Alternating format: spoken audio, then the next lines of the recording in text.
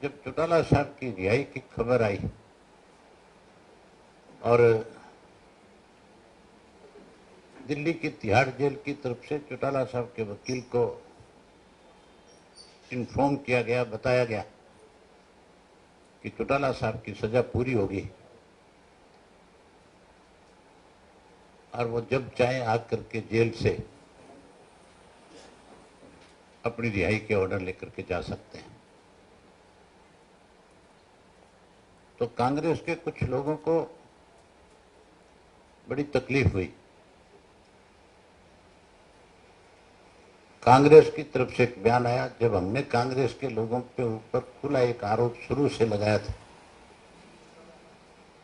कि एक षड्यंत्र के तहत चौटाला साहब के खिलाफ सीबीआई और केंद्र की सरकार से मिलकर के केंद्र की सरकार का सीबीआई पे दबाव बना करके चौटाला साहब को एक षड्यंत्र के तहत इस केस में फंसाया गया था। उसके बाद कांग्रेस के 6-7 एमएलए ने एक संयुक्त बयान दिया था और कहा था कि आरोप गलत है, झूठे हैं। उन बेचारों की मजबूरी थी, उनको तो जो भूपेंद्र सिंह हुड्डा के ऑफिस की तरफ से बुला करके जिस तरह की बात उनको समझा दी गई, जिस तरह से उनको लिख करके दे दिया, उन्होंने आप सब साथियों के सामने बैठ करके वही बात, वही राग अलापने का काम किया, जबकि पूर्ण रूप से चौटाला साहब की सजा के लिए कांग्रेस पार्टी दोषी है। उन्होंने ही षड्यंत्र रचा और उन्हीं के षड्यंत्र की वजह से चौटाला साहब को 10 साल की कैद हुई। जहां कांग्रेस दोषी है, वहीं आप पार्टी की सरकार ने, दिल्ली की ने भी चौटाला साहब की रिहाई 2018 में हो जानी चाहिए थी। जानबूझ करके उन्होंने इस कोविड का भी सहारा लिया और कोर्ट के कुछ ऑर्डर्स थे उनकी भी अनदेखी करी और चौटाला साहब को 2-2.5 वर्ष तक जेल में ज्यादा रखने का काम किया। 2 बार डायरेक्टर सीबीआई के घर जाकर के मिलकर के आए, ये भी एक रिकॉर्ड की बात है। और 2 बार जब मिलकर के आए, उसके बाद एक एडिशनल चार्जशीट जो है सीबीआई की कोर्ट के अंदर दी गई, जिसमें 120 बी के तहत चौटाला साहब को, अजय सिंह को और उसको शेर सिंह बड़शानी को मुजरिम बनाया गया, क्योंकि उस वक्त केंद्र के अंदर भी कांग्रेस की सरकार थी, हरियाणा में कांग्रेस की सरकार थी और सीबीआई तो आज कांग्रेस भी ये बात मानते और कहते हैं कि सीबीआई तो सरकार का तोता है, कठपुतली है, जैसे सरकार चाहती है वैसे सीबीआई बोलती और लिखती है। तो उस वक्त इन्होंने भी उसका खूब मिसयूज किया। जब इन्होंने मिसयूज किया तो आज इनको इसी बात को लेकर के तकलीफ है कि आज भी उसका मिसयूज फिर से हो रहा है। इस कोविड की वजह से फिर अदालतों में सुनवाई नहीं हो पा रही थी। इस दौरान हमने अपनी तरफ से दिल्ली सरकार को एक अपने वकील के माध्यम से आरटीआई में मांगा कि बताएं कि चौटाला साहब की रिहाई कब है।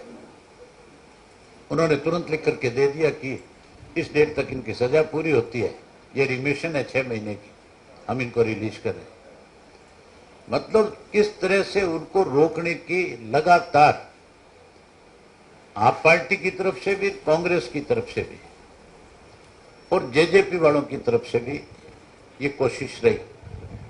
मुझे हैरानी है, दुष्यंत का दिग्विजय का बयान आया था, कह रहे थे कि हमें बहुत खुशी है चौटाला साहब रिहा हो रहे।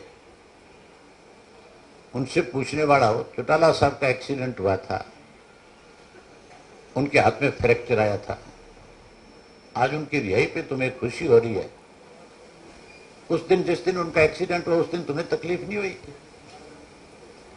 अगर तकलीफ हुई, अगर कोई रिश्ता था, तो फिर तुम उनसे टेलीफोन पे क्यों नहीं संपर्क किया?